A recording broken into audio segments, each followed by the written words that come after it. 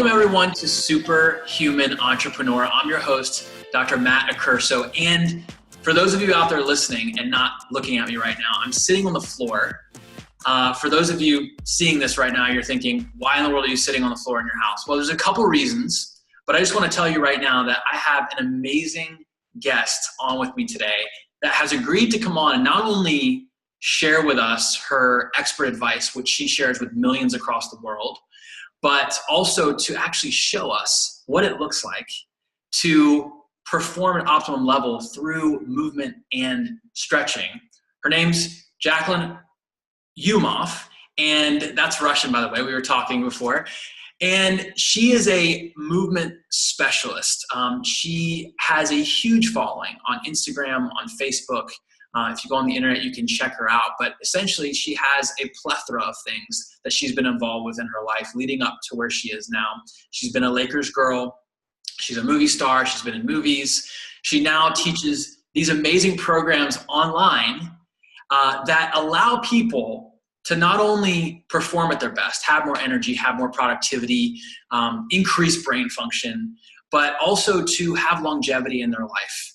And so without further ado, ladies and gentlemen, Jacquelyn Umof. Jacquelyn, thanks for coming on with us.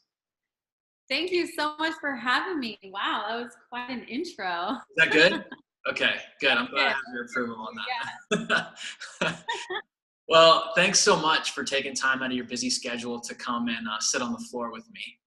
I really appreciate you just, sharing with us, your knowledge. You and I have had a couple conversations about specifically what you do. And I think the most powerful part for me, at least, is the part that allows us as human beings to become better versions of ourselves through movement, exercise, and doing it intentionally. And I think that's one of the most powerful things about, watching some of your content is that you come at everything with such a joy.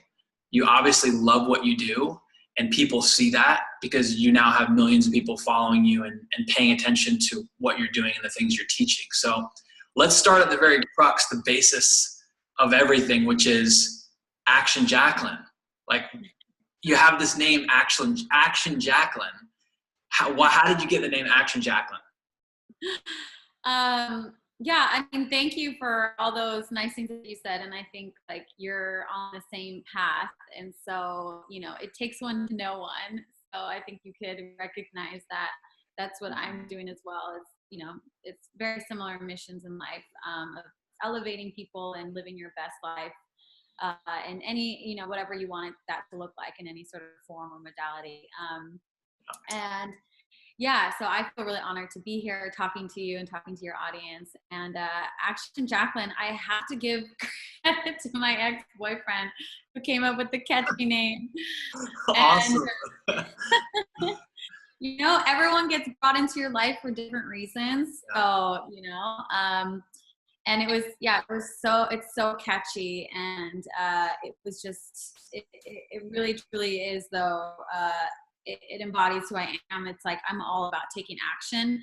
I'm very much a quick starter. It's like I get an idea almost to a fault where I get an idea and I just go for it. I don't think too much about it. And I follow my gut. And it's served me in many, many ways very well. And in some ways it hasn't, because I just haven't thought through things all the way to the end. But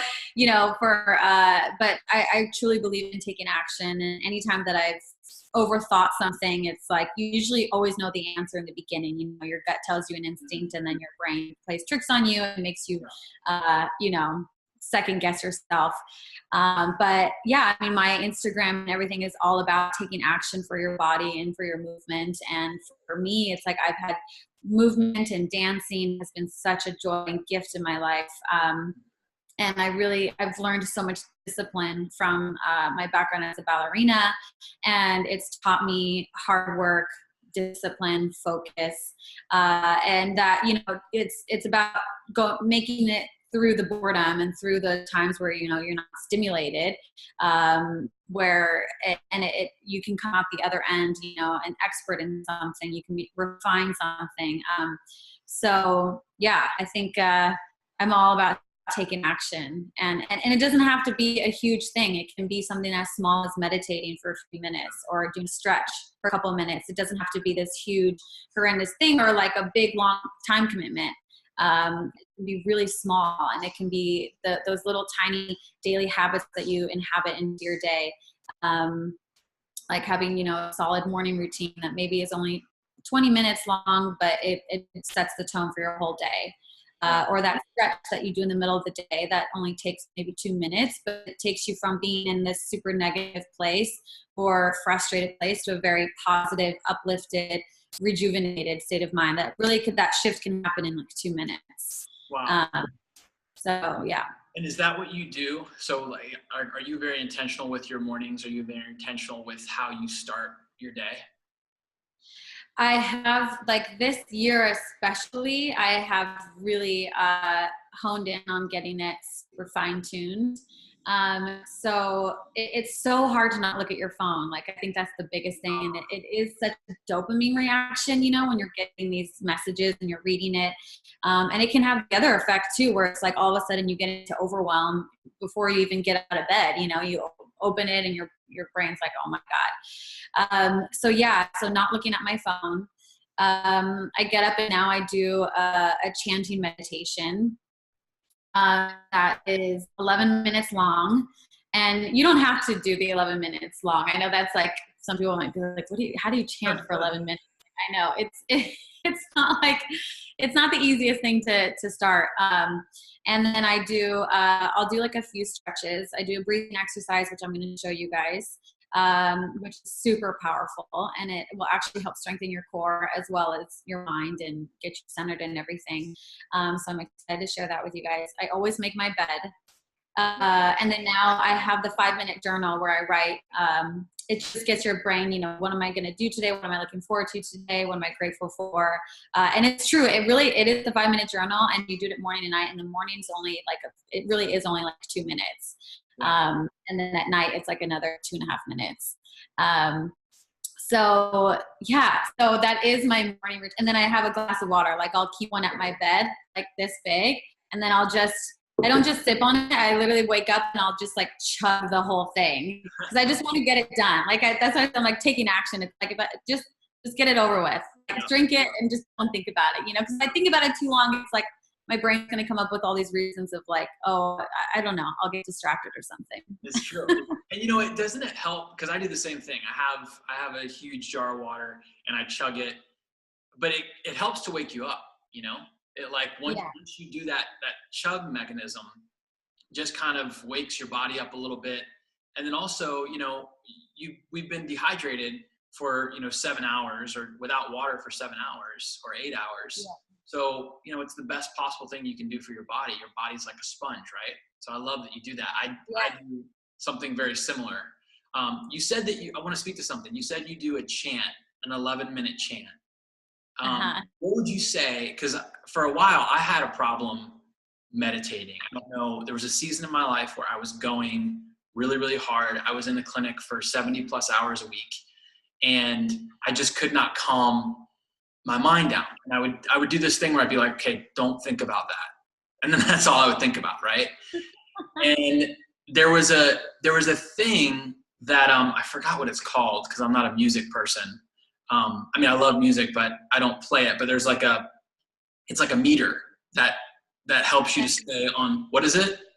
Metronome? Yes, exactly. So this violin and piano. So.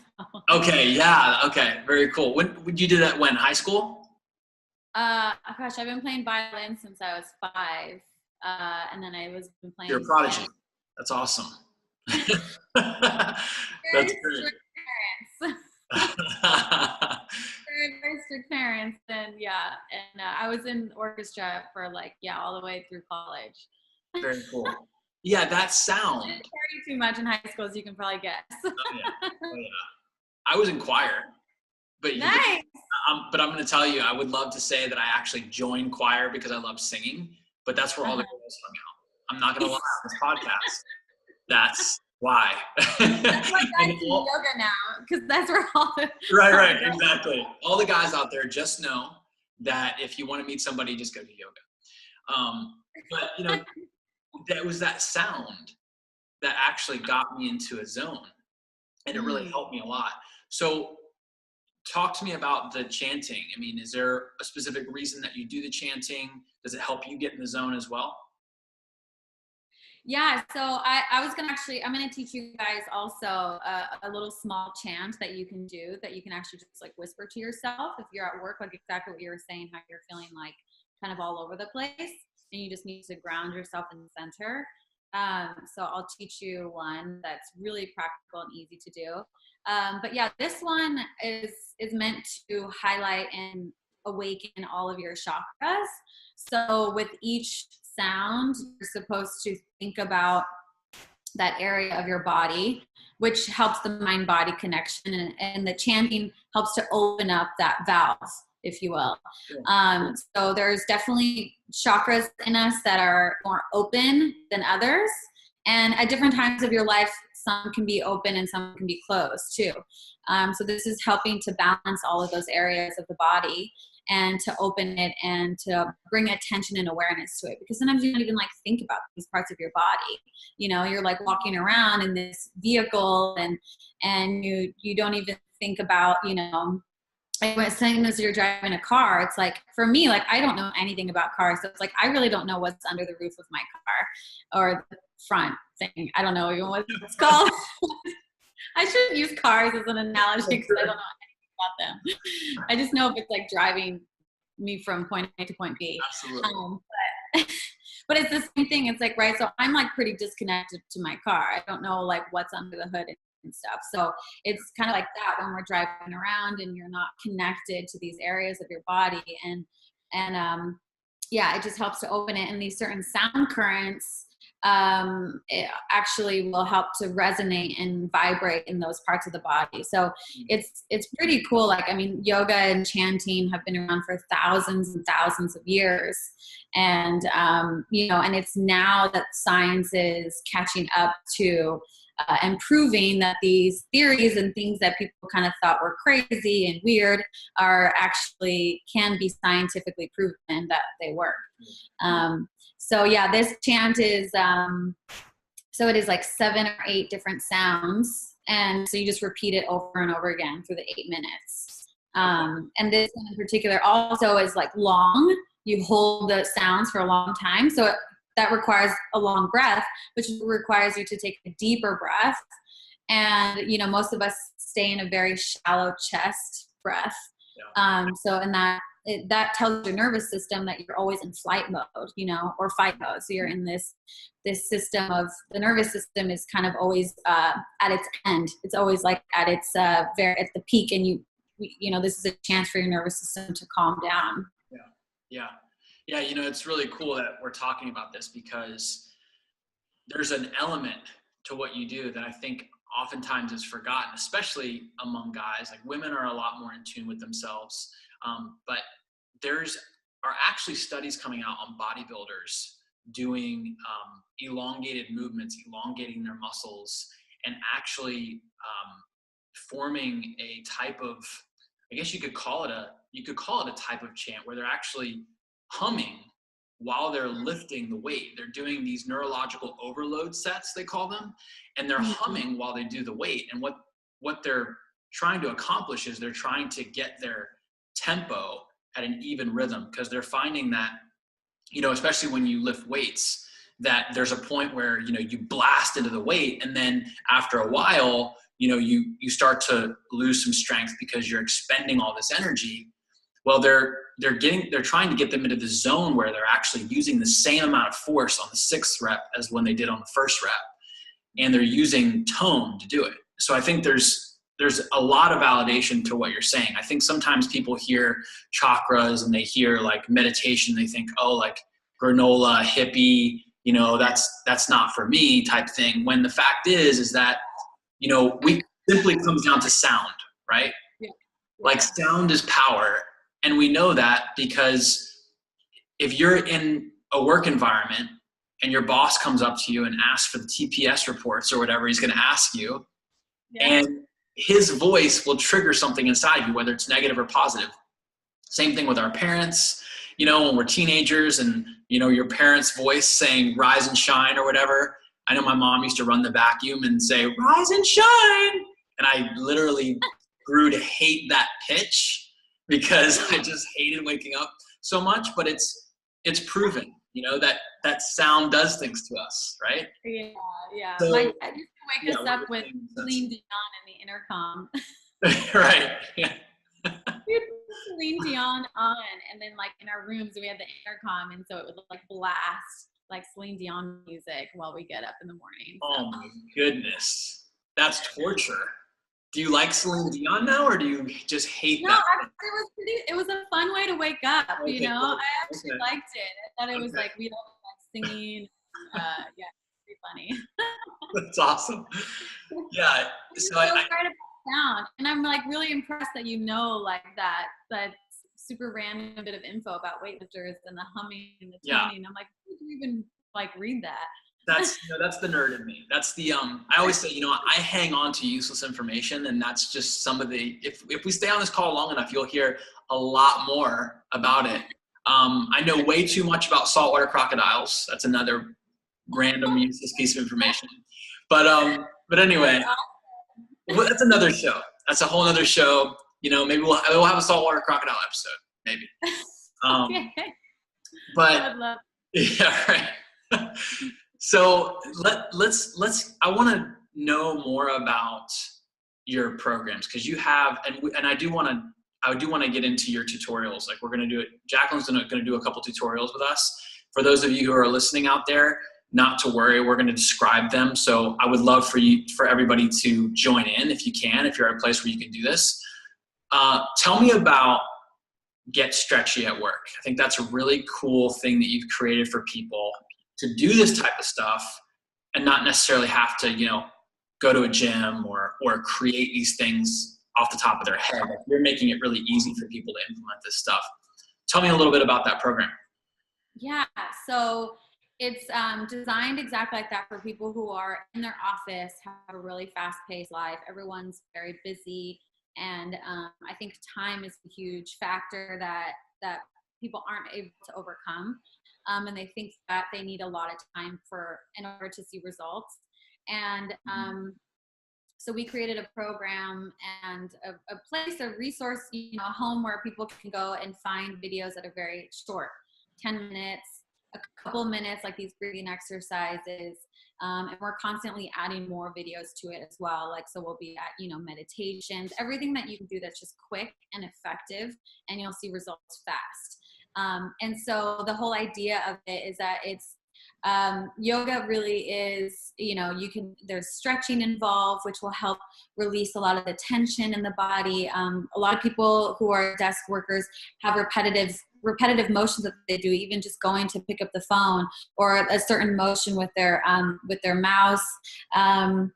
They're seated in a certain position where, you know, their hips start to get super tight. Some people don't have the luxury of having a stand-up desk or having a really great, you know, ergonomic chair. So they're kind of in these seated positions, and they're even like having monitors set up where their head is turned a certain way. So that's going to create actually a lot of stress in the neck in this one area over and over. I mean, think about it, like 8 hours, 4 to 5 days a week, you know. It's a lot of hours to just be in this position, or like the phone and stuff like that. So I also studied ergonomics, and I have a certificate in ergonomic evaluation and all of that stuff. So I studied it because I wanted to know, you know, the relation between yoga and ergonomics, and how I could help people with yoga improve their posture, strengthen the muscles that they need to be strengthened, and also create mobility and flexibility in some of the areas that need to be opened up. So that's what this is all about. And it helps to prevent injuries from happening. It also helps to heal possible injuries that are currently present. And I created this program actually with my dad, who is an ER doctor, and he has worked in urgent care, and he had his own occupational medicine practice for 20 years. So he worked with a lot of workers' comp patients. So together, you know, he's done a lot of the medical research, and he he's such like a Western medicine doctor. He's like, yoga is like foo-foo this, foo-foo that, before. And, but I started to do yoga and all this stuff. And I'm always very like free spirited and open-minded. I started showing him exercises and together we started to kind of work together, and this idea formed, and saying like, wow, we should actually start bringing this to people in the offices. It's like, this is like really, really powerful stuff. He's had, wrist injuries and all of that stuff too. So yoga really there is factual, there's research behind it now, that proves that it just even 10 minutes a day or 10-minute videos can seriously help increase productivity, focus, energy, release tightness. We've been taking this to to offices and showing them exercises, and really at the end of the day also, because offices have been actually incorporated into like their wellness packages, and they're for businesses, the bottom line for them is that they can save money on injury related costs, like carpal tunnel surgeries or things like that. Taking time off because people are injured or hurt. So it's really a win-win for everyone. And so that's what's so exciting about it. And and also it's like, the way things are set up, it's like you go to a PT and then it's like you do your PT work and then they say, okay, go and do like a at-home exercise or, continue doing this. And so you have a certain limited amount of time that you can see the PT, and then they're kind of like, patients are left out in the cold. It's like, well, what do we do now? And most of the time people aren't, if they don't have something structured that's going to keep them motivated or a place where they know they can go, you're going to stop doing it. I mean, we're all human like that. Like if there's just going to be other things that seem more important. Yeah. And usually people put themselves last. So that's where like my blog and my Instagram is all about, putting yourself first, like putting your self-care first, because when you have these moments of self-care and self-love, nourishment and nurturing, you really send yourself this signal of love. And when you feel like you love yourself and you feel like you're taking care of yourself, you can much better serve others, and you can love other people and hold space for other people in such a more compassionate, patient, loving way. And in terms of an office setting, it's like if you live a super fast-paced life, the more you take time for yourself, the more clear you'll probably be able to make decisions and move about your day. So that was a very long. And that's right on. Because, I don't know if you've heard Michael Hyatt, he's a business coach, and he talks about having time that he takes out of his schedule where it's his time. And if anybody has to schedule a meeting with him, he says it doesn't matter who they are. He's like, if the president tries to schedule a meeting with him, he says, sorry, I have this time blocked. I have a commitment, and the commitment is him. And I think it's so important to be committed to ourselves first, because the fact is that the programs that we create and the things that we teach, we can't do any of that if we're sick, suffering, and not our best selves. And when you have that self-care in place, like you're saying, I've seen tremendous differences in my life. I know with the executives and entrepreneurs that I work with, every single one of them that's running the most successful businesses, they have that time set aside for themselves. And there's a common denominator among all the very highly successful high performers out there, and that is that they are in tune with their bodies. They're very in tune with their health. They're preventative minded thinking. And that's what I love about what you do, Jacquelyn, is, this is all prevention based.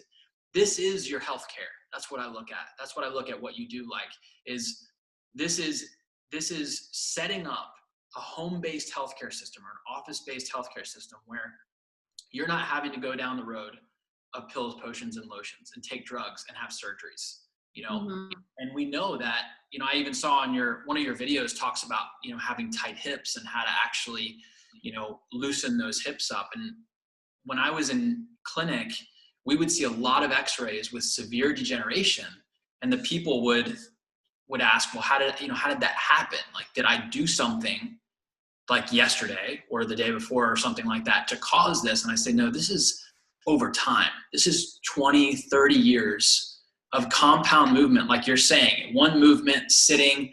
One of the reasons why I'm sitting on the floor, just to let everybody know, is because, you know, having yourself seated in a different position throughout your day is so key when it comes to spinal health and mobility and range of motion. And Jacquelyn, I want you to speak to that for a minute. What can people do in the workspace? It actually cut out a little bit. Oh, yeah.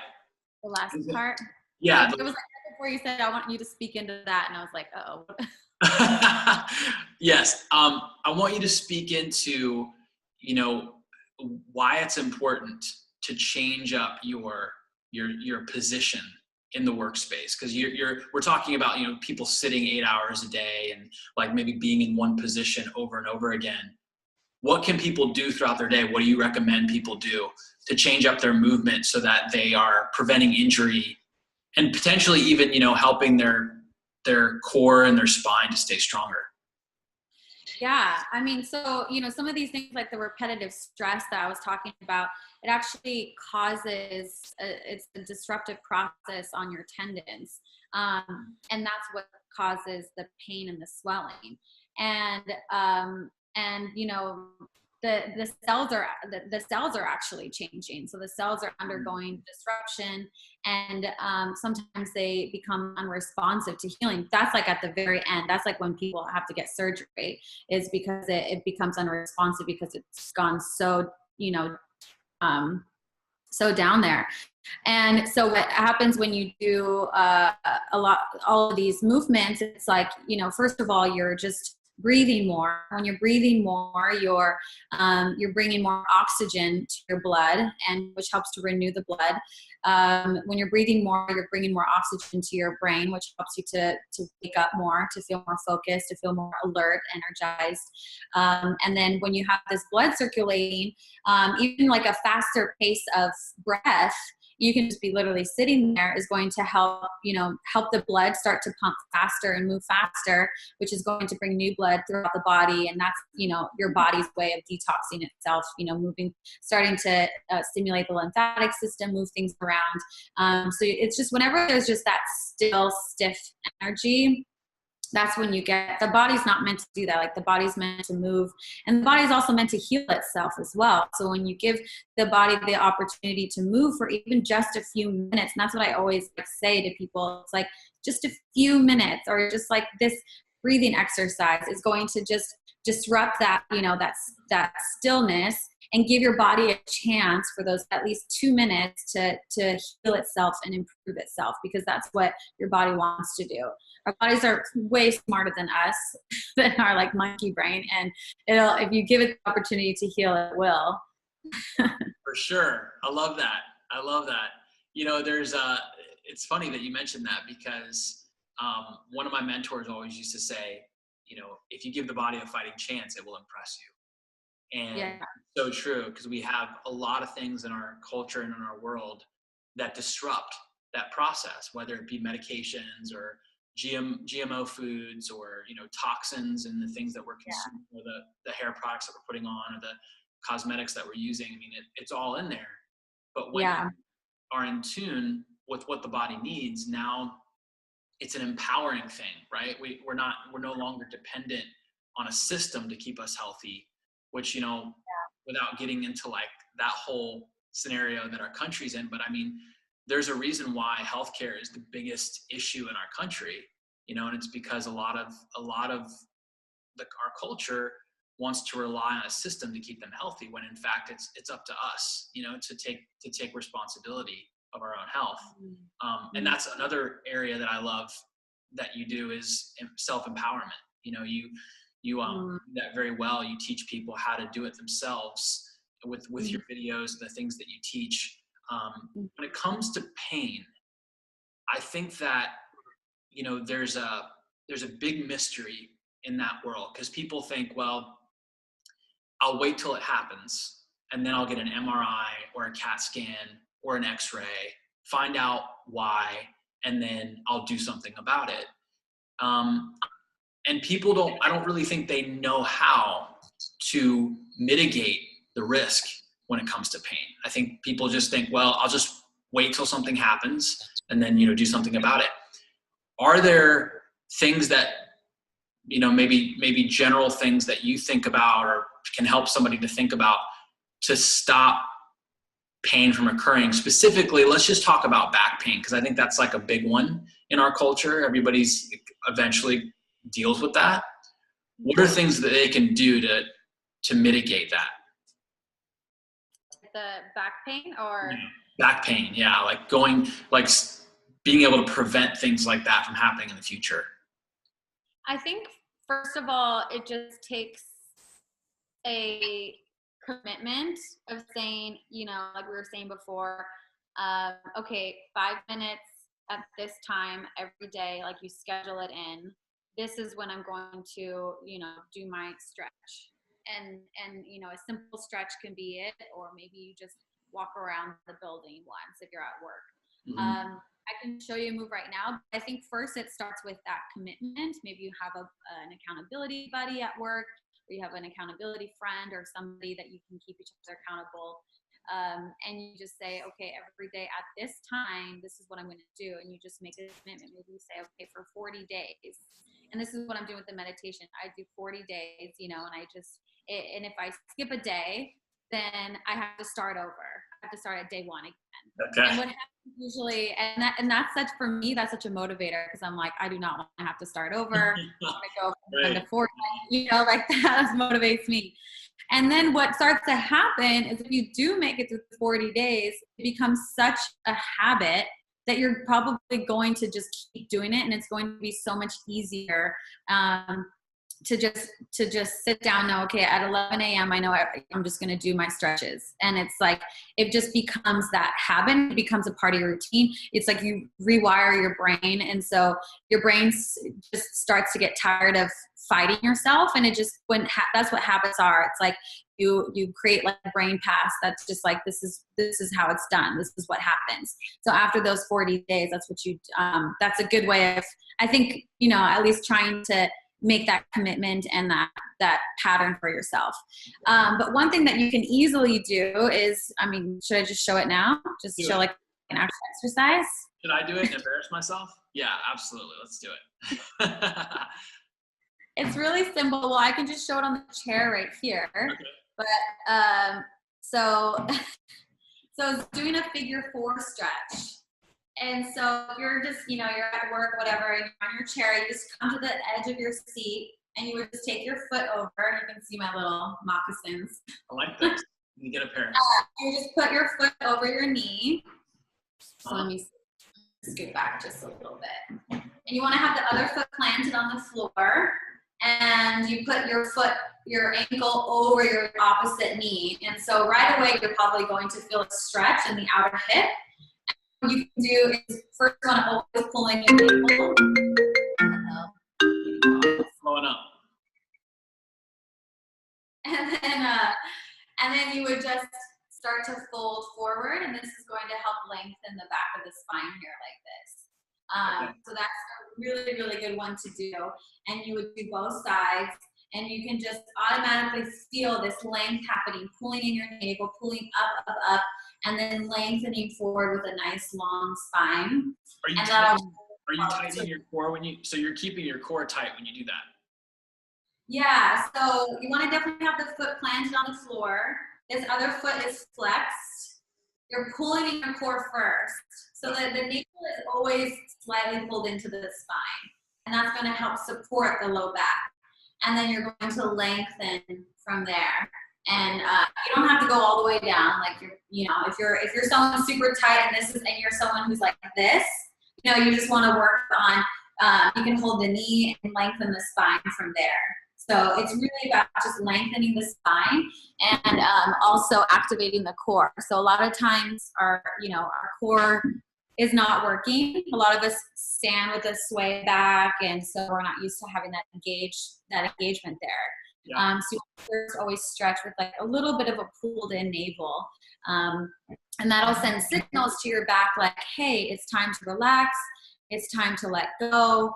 It's, this is a time to just be free, and let's put the activation in the core, and let's bring the power of the movement from the breath. So it's a lot of like what's going on in your mind, like just breathing, calming yourself down, saying everything's going to be okay, those kinds of things. Yeah. And do you recommend when you're doing any type of stretching, are you pulling in your navel like you recommended with that exercise? Or that? Yeah, that one, I do like to pull in my navel. And a lot of people agree too, to have your navel always somewhat engaged, like maybe 30% or so. Like even if you're just sitting and working on your computer, you just want to just reactivate it and pull it in, because a lot of your power, I mean, your gut is in your stomach, is in your core, and they say that your gut is like your second brain. It has a lot to do with your nervous system and everything like that. And so the stronger your core is, the more you're able to. It's weird, but you're able to like kind of take on heavier things. Like even just like walking down the street, if you have a strong core and someone comes up and bumps into you, it's like, if you come from a place that's like centered and strong, you're able to kind of withstand these things that come at you. So that's like a very literal example. But the core will definitely take the pressure off of the low back for sure. Right. And then when you take pictures, I like to tighten my abs when I take pictures, so it looks like I have a 12-pack naturally, and then I just let it the picture's done. So that's always good too. So when you it's really just for picture. That's all this is for. I mean, let's just get down to the crux of it. If you want to take a good picture with abs, just pull your navel in. That's really all. Yeah. Pull it in, lift up tall, and then you'll be an Insta star. Right. Star. So what other movement? So I like that. I love that stretch because you can do that anywhere, and it's really simple. Guys, if you were questioning, what that was looking like, it was basically just having you're sitting cross-legged, but your ankles on the top of your knee, and then Jacquelyn was just kind of shifting forward from the hips, and it's a really, really great movement that stretches the lower back and then into the hips and legs as well. What other movement, Jacquelyn, do you recommend? I'll show you a standing one right now. Okay. This is if you have a couple seconds to get up, and this one is going to require some breath work though. Okay. So this will help. This will heat you up, like I was talking about before. Like moving everything around. So let me move my chair. I'm gonna try and do it too. Okay. Okay. Even though you can't really see me that well, but let's see. We'll do that. Okay. All right. Yeah, you can see me. So Yep. you want to start with your legs about shoulder width apart. Mm-hmm. So shoulder width apart, toes are pointing forward. Again, the navel is pulling in and up towards the spine. Yep. So that's the length of the low back. You want to reach the arms out wide. So you're going to already feel this expansion across the heart and the chest. So you're going to take a big inhale in here. So inhale. And then as you exhale, you're actually going to turn. So like arms are like airplane wings. Yep. And you're going to bring the right hand towards the left foot on the exhale. And then you're going to inhale back up towards the center. And this is through your nose, Jacquelyn? Inhale? Yes. And then exhale, go the other way. So left hand to right foot. And then inhale back up. If you're not able to touch your toes, like you have tight hamstrings, then you can definitely bend your knees. So what you do is you want to start to do this, speed it up. So it would be just a strong breath. So it's like.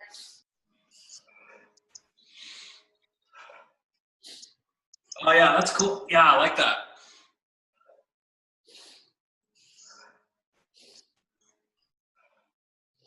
Yeah, wow, I can really feel that in my hamstrings. Yeah, and your hamstrings, and then also the power of the breath too, right? So you're going to probably feel a lot of heat building up through the whole body, and it's that strong, powerful breath of going in and out. But again, you can definitely bend your knees if you can't touch your toes, and you just want to, expanding through. And really, once you just focus on the breath, that's where you can kind of let things go, like how you were saying you have a hard time like focusing and stuff.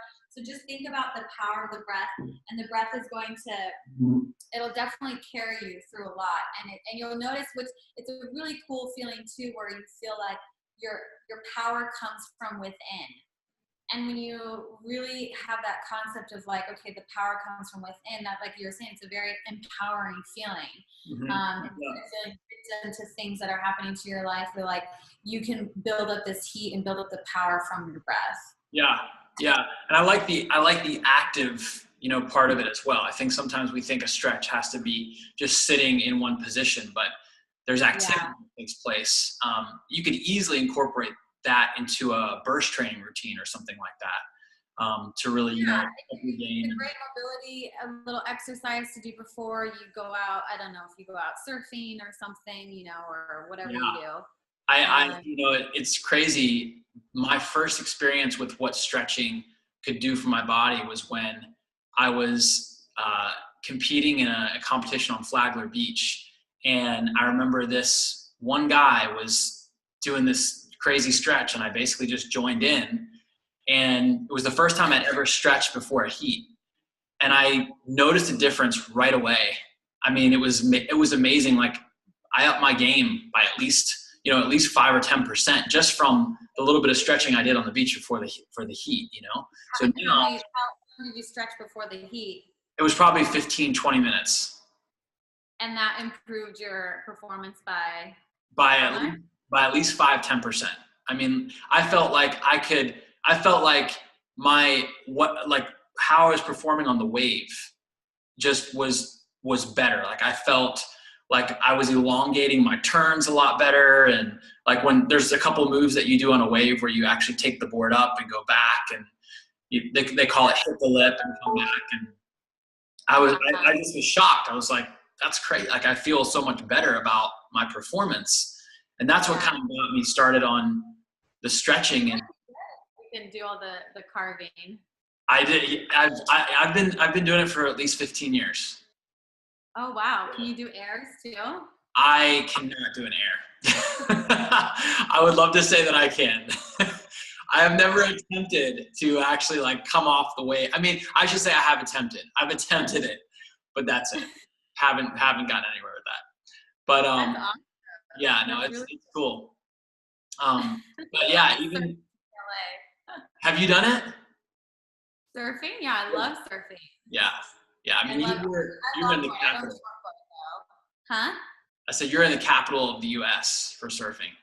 It's so fun. I love to longboard, and my goal is to ride the nose of the board. So nice. Nice. It's so good. And actually, I've started doing a breath holding meditation. So I held my breath for the first time the other day for 1 minute. And I was freaking out. Like, my heart was pumping, and just sitting there holding, not in the water. I'm just saying, I was just like sitting in my breath, practicing it. Yeah. And oh my God, I thought I was going to die. Yeah. And then I was working with someone though, and he was kind of like coaching me through it. And so it was so great. It's so crazy. It's like all in the mind, It really is. It really is. And it's actually very good for the brain. Holding your breath. There's a couple scientists in the world of free diving right now that are actually doing a lot with the cerebral cortex, like measuring the cerebral cortex and the thickening of the cerebral cortex and what holding your breath actually does for that.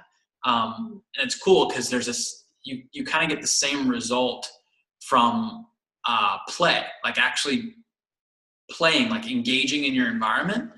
You actually start to thicken the cerebral cortex because there's a breath element to play, and they're actually looking at the correlation between the two. It's pretty awesome.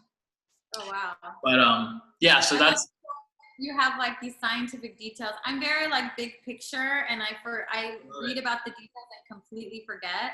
And then I'm like, it's good for you. I read about it once, and you actually have like all of the details. See, we're an A team. It's like you bring the big picture, I'll geek it out a little bit, and we'll just go back and forth like that. So. So let's talk a little bit about nutrition, because I know your nutrition is right on. I mean, obviously you're perfect, you never mess up, et cetera, et cetera. But I'm so you're so perfect. But what is I know you have a smoothie that you do every once in a while. Tell me like your favorite smoothie recipe to just like get your day cranking. Yeah, I love smoothies. I'm just I like to be very efficient. Like I just don't like to waste time. Like again, like kind of to a fault sometimes I just can be very impatient. But smoothies is just a great way to just pack as many good things as possible in like one cup. Yeah. So I use a protein. Right now I'm using Vivo Life. It's really good. And you link for all this too, right? So I do, you could yeah. link. Yeah, everything you Yeah. say will be linked in the show notes. Yep. Okay, awesome. Yeah. So Vivo Life is so good. It's vegan. It's plant-based protein, and it actually tastes really good. And the ingredients are all very clean, and that's the Cool. biggest thing that I look for. So I like to do that with some almond milk or coconut milk, doesn't matter, as long as it's unsweetened.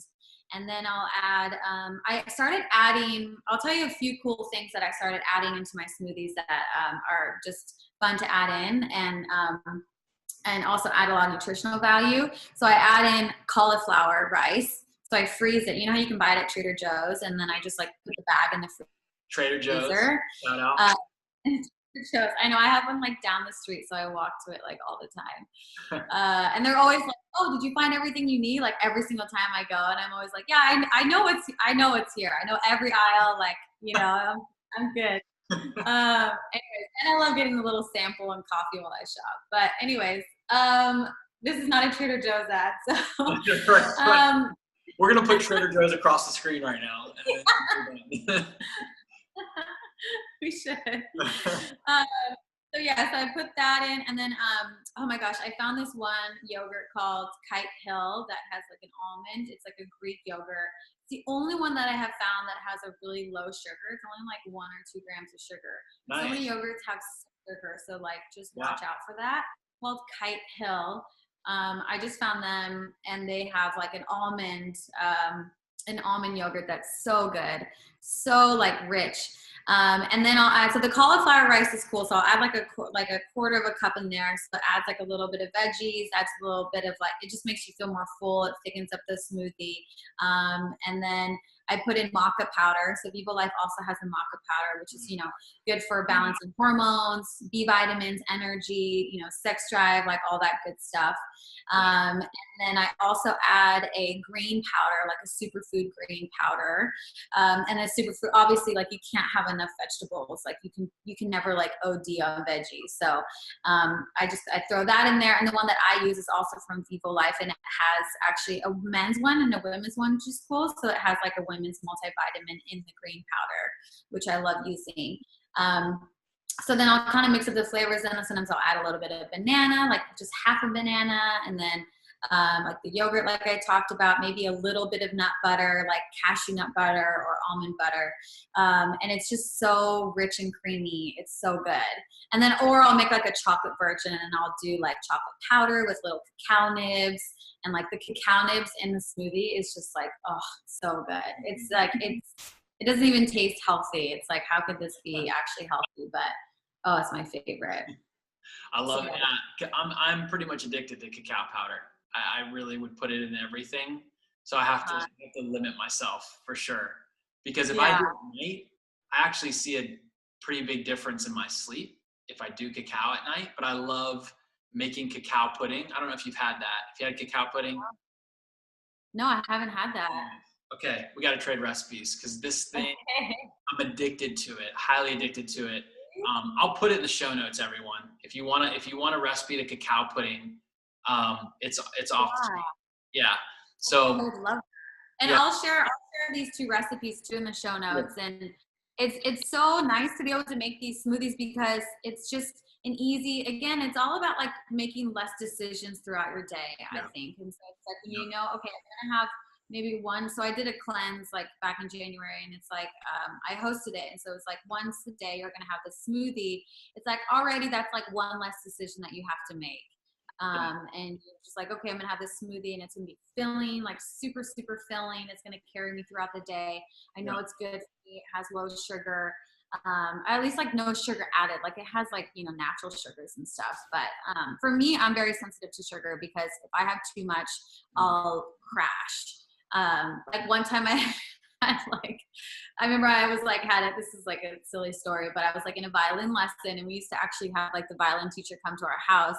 And right before I had like a bowl of oatmeal and I used to eat, like this is when I was like 12 or something. And I put like a you know, sprinkled sugar on it. And then all of a sudden, like right after I had my lesson, I just like I remember my teacher was like, "Are you okay?" And then I just like passed out. And it's just because like my sugar just went from like high to low, and I just was like, I completely just passed out. Oh my And goodness. so it's like I learned that I was super sensitive to sugar. Like anytime I have too much sugar, I will like fall asleep in the afternoon. So I'm just really careful about like not ever spiking my blood sugar like that and having to go up and down. Right. And adding fat into your meals really helps to sustain your energy. Yeah. So adding like butter or some banana, like which has fat in it, is really, really good for that, for sustained energy. Absolutely. Yeah. That's something that definitely, I think our culture is catching on to more and more, the whole fat thing. But I think people are still really scared about saturated fat. Like that whole thing came out with coconut oil a while back, which was just ridiculous. People were just going crazy about saturated fat. And my whole thing, whenever I would give a talk about fats, I would say, you know, what's the first thing that a baby needs when it gets on this planet? And it's saturated fat, colostrum, you know? So we've been created to consume saturated fat. We need saturated fat. It's the best thing for our brain. But it's still really hard for people to accept that fat doesn't make you, at least non-toxic fats don't make you fat. It's the toxins in the fats that are making us fat, you know, leading to the obesity epidemic. So yeah, I love that. It's so important. When it comes to your mindset, Jacquelyn, like you're a hard hitter, like you're an entrepreneur you really are in a class of your own. You're creating these really amazing programs. You're constantly engaged with your audience. I know all that takes effort, though it looks effortless when you actually look at what you're creating. I know that it takes lots and lots of time. What do you think about often that drives you to create and push yourself? I really am in a space of I want to give and I want to serve and give back. And my Instagram has completely been a place for me to serve and give, and my YouTube as well. I mean, I release 1 or 2 new videos every single week, and those are completely free. And so I feel very, very blessed and grateful for the life that I've had of being able to have been a ballerina, you know, have parents that took me to ballet lessons when I was little and have been super supportive and loving and throughout my whole dance career of being a song girl and a Laker girl. And so it has been, dancing and movement is such a beautiful thing, especially I think as a female, like just being super connected to your body and feeling comfortable in my skin is such a blessing and such a wonderful feeling. And like, I've had conversations with women who are like, have like literally asked me like, what does it feel like to be in your body? Like, what does that feel like? You know, because they're like, I feel so disconnected. Like I remember I had one client who said like, she said that she was like, I was so surprised. She's like, I don't think I've actually thought about my lower half of my body in like 15 years. Like from my waist down, she goes, I don't even have like mirrors in my house that I can see that area of my body. And it was just like, she's like, I have just like, I don't even think about it. Like I feel completely disconnected.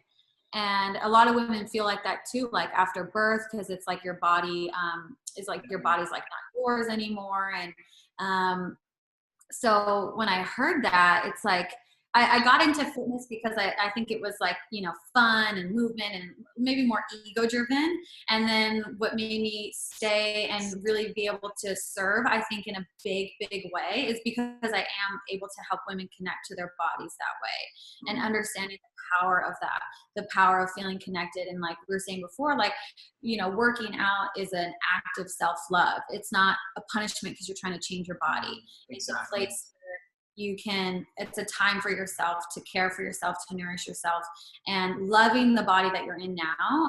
And if you, maybe you do want to make changes to it, but changing it, you know, just changing it from a place of love and or improving it in a place of love, instead of being like kind of, I think people go into the gym like hating their bodies. And so really changing that mindset. Did that answer? No, it went a lot of places. I mean, there's a lot of levels to that, but you're hitting on the core of, you know, who we are as human beings. I really believe that we've lost that self-love, like, and it kind of goes when we're children, depending on how we have been spoken to. I really believe, like, our frame of reference. I kind of think of Oprah a lot in this scenario, because a friend of mine's a therapist. He always would tell the story about Oprah and how her dad would always call her fat, and it didn't matter what she did, whether she was successful, whether she had a great relationship, whether she, you know, did well in school. She always saw herself through this lens of being fat. So, you know, I'm a fat mother, I'm a fat wife, I'm a fat talk show host, whatever it was. And she would say, she now says that she had to break that lens, and she was able to stand in front of the mirror, you know, naked for the first time. But it was like she was, you know, in her 40s when she was finally able to do that and accept herself. And I think that, you know, that's what you're speaking to in this situation, is so important to do things for the right reasons, and not just for, you know, vanity's sake or trying to prove somebody else wrong, but actually doing it because you love what you see and you've accepted yourself, you know, and that really is what going to the gym, like whatever that place is, like we've gotten into our heads that we have to like go to certain places and adopt certain things, and it all has to be in a building, but it doesn't. You know, you can do all these things that you're talking about wherever you want and wherever you feel the most joy. And that's what being truly fit, you know, mind, body, spirit is all about. So really, really cool. I want to ask you. Yourself, and I think that's, you know, that's my whole mission in life, is to inspire people to show up for themselves every day in whatever that looks like. And I, you know, the modality that I use is yoga, fitness, movement, dance. And so, cause I love teaching bar on my YouTube, and, you know, just from my dance background. So it's making it fun, showing up for yourself, having fun with it, loving the process, and not being in a mode of comparison mode, not being in, comparison mode. I think, like, for me as a dancer, I'm constantly comparing my body and, wanting to be thinner, wanting to be skinnier. You know, like I lost my period. I was like 20 pounds skinny, like now, when I was like really into ballet. And it was just because I'm in comparison mode, like I need to look a certain way, I need to look a certain way. And so just showing up for yourself, and, you know, taking time to dress yourself well, taking time to, you know, do your hair, taking time to clean your space, your home, to, you know, like those are all acts of self-care and self-love. And the more you do that, the more at peace you'll feel. Yeah. And as we get close to the end here, I mean, and this is an awesome conversation, by the way, we could go for another hour, but what do you do to stop your mind from going there with the comparison thing? Because I feel like this day and age, you know, getting on Facebook and Twitter and Instagram, that's all there is. It's just, you know, I mean, people who are highlight reels of everybody. How do you control that? Yeah, getting out of comparison mode is very, very challenging. And I think it all starts with what you're looking for. And a lot of it has to do, like, if it's almost like if you're looking to prove, like your ego wants to prove itself. that, you know, you're less than, that you're not worthy, that you're not valuable, that you know, you're not enough. And so these are, you know, these stories that we have in our minds. And every time you go, let's say on Instagram, your ego is going to be searching and proving yourself right on all of those things of, yes, you are less than, yeah, you're not as skinny as her, you're not as tall as her, you're not as pretty as her, blah, blah, blah, you're not as rich as her, like, you know, like all those crazy thoughts, like we've all had them. I've definitely have had those, you know? So the ego trying to prove itself right every single day. And so that's why doing daily affirmations of, you know, talking kindly to yourself and saying loving words and thoughts is how you break that habit. And so for myself, it's really to self-care and self-love. You know, even just sitting with yourself and thinking of a positive thing about yourself. Doing exercises like writing down 30 things that you like about yourself. Sitting down, writing a love letter to yourself, saying, you know, all the things that you enjoy about yourself and the different things that you bring to the table. And so it's always remembering your worth and your value. And so that when you go that's why I'm saying it always comes from love. Because then when you have a friend who's, you know, succeeding and winning, and she's, you know, oh, she got engaged and she got a huge ring, you know, girls are always like comparing all of that crazy stuff. It's like, you can really be in a place of love. It's like, yes, like I am so happy for you, you know, because my ego isn't sitting there being like, see, you're right. Like you're not as good as her. You're never going to have that. You're never going to have a guy, like all of those crazy thoughts. And when you're loving yourself and you're taking care of yourself, you can 100% love, you know, your best friend the way you should be loving your best friend. And when she wins, you win, and you know, you get to rise together. So that's awesome. That's really cool. This last little bit is kind of a rapid fire round. I'm just going to ask you a few questions. You can answer however you want, okay? Okay. So what was the last habit you formed and why? The morning chanting meditation, the 11 minute meditation, because I want to start my day in a really calm place and awaken all of my chakras and get in tune with my body, get in tune with my mind, and start from a fresh place every morning. Nice. What books, and you can mention as many as you want or just one, have impacted your life recently? Gosh, one that has really impacted my life, I read a while ago, was The Power of Now. And this was like before I started doing yoga and everything. And I was dealing with a lot of anxiety, and I had a huge panic attack. And it was so scary. And someone recommended me that book, and I read it, and it just totally changed my whole, you know, that's headspace. Cool. I've heard Definitely that book. I haven't read it, but I've heard of it. Yeah. I listened to it on audio. And he has like the most like monotone voice and everything, but it is so powerful. Because especially if you're someone who deals with anxiety, because it's all about the power of now, because you can't control the future, you can't control the past. And that's what anxiety is you know, you're not able to control anywhere. And when you're present and you're doing these chants, meditations, you're in flow, you're moving, you're present. And so you can't have anxiety when you're present. Yeah, I love that. If you could pick one action step for our listeners to take from this call, what would it be? Stretch. Yeah. Short and to the point. I love it. So Jacquelyn, I want to thank you so much for coming on with us and just, you know, exploring all these different areas. I think where we went was really cool. If somebody wanted to learn more about you, the programs you're creating, maybe even see you teach on some of your videos, where can they go to learn about that?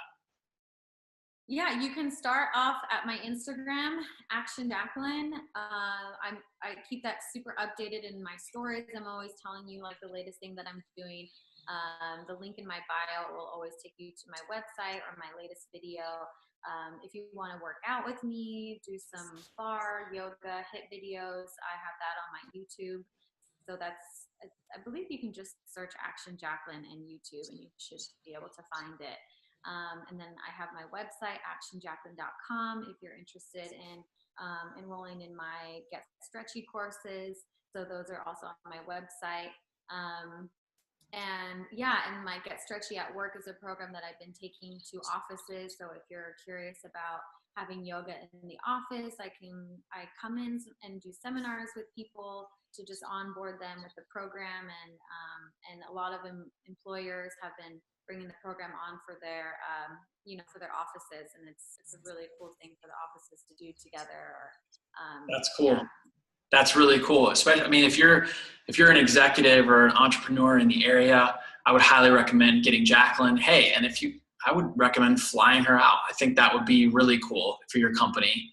I know for our retreats, whenever we bring in someone from the outside that knows what they're doing, I know for my first retreat, I had a yoga teacher, she's probably doesn't even reach your caliber, Jacquelyn. If we would have flown somebody like you out, it probably would have upped our referrals significantly. But anytime you can do that for your employees, for your company, all of you out there, you probably know that it's a game changer. But I just want to tell all of you out there that you're already superhuman, as you know. And we know that there's an amazing power inside of us that can change the world each and every day. And so I think when you adopt principles in your life that are going to take you to the next level, like what Jacquelyn's talking about, that is the needle that goes just a little bit forward, a little bit forward, a little bit forward every day. It's not about just changing your life in one day. It's about pushing that needle forward. So all of you out there, thanks so much for spending time with us. Jacquelyn, so appreciate you coming on, taking time out of your busy day. And remember, everybody, be superhuman today. We'll see you next time.